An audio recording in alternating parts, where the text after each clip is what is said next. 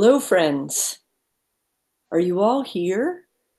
What I mean is, are you really all here now?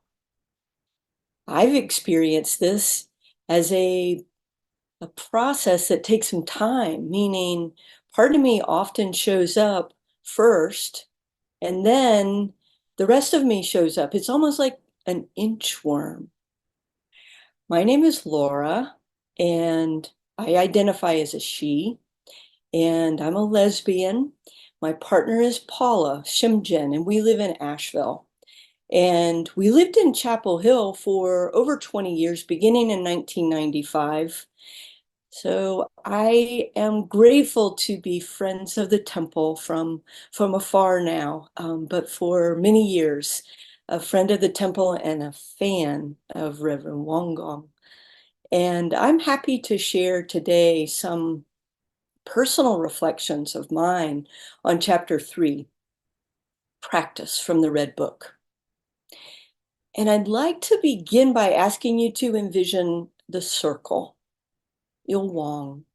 Maybe if you're in the temple hall, you can look up and see that beautiful circle, or in your mind's eye, the circle that helps us remember the oneness and our true nature, the whole, maybe even the whole person. In the Taoist tradition, they also use a circle, but they divide it into the two pieces. Maybe you recognize this. It's the circle with the dark part and the light part with the swirly line. And sometimes people say that the parts are the yin and the yang. Some people say it's the male and the female. So the parts to the whole is the paradox of the practice that I've been working with. And I'll tell you a little more specifically, beginning with section 31 of chapter 3 in the Red Book. It goes like this. The founding master said, while teaching many male and female students, I have observed that men, for the most part, are more generous but less practical, so that lack of steadfastness becomes a serious fault.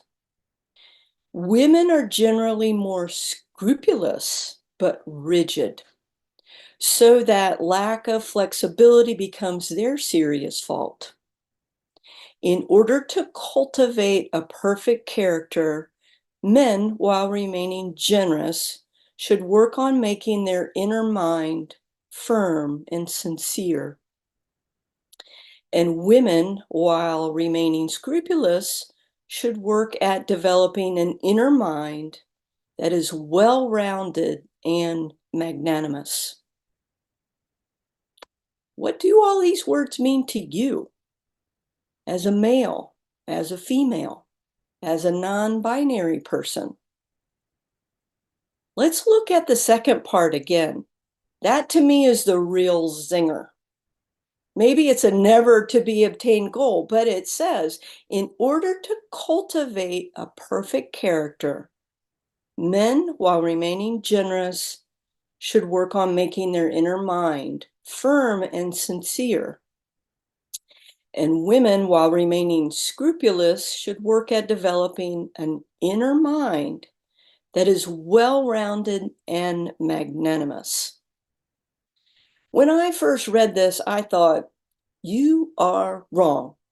And you have no understanding what it's like to be a woman.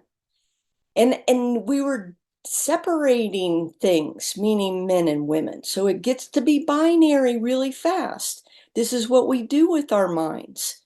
And this is the part of me that I've realized reacts first. Again, it's almost like an inchworm where my first reaction, it's sort of my head, and it's hot-headed often. But then if I wait, then my whole self slowly shows up, and that's what happened. The rest of me came on board and said, well, what is this really saying? What is this really saying about the whole? And how can my whole self be with it? So I looked at the words more closely, especially because I'm a woman. I said scrupulous. Oh, that means to be careful with details. That made sense to me. Developing an inner mind that is well-rounded and magnanimous. Wow. Okay.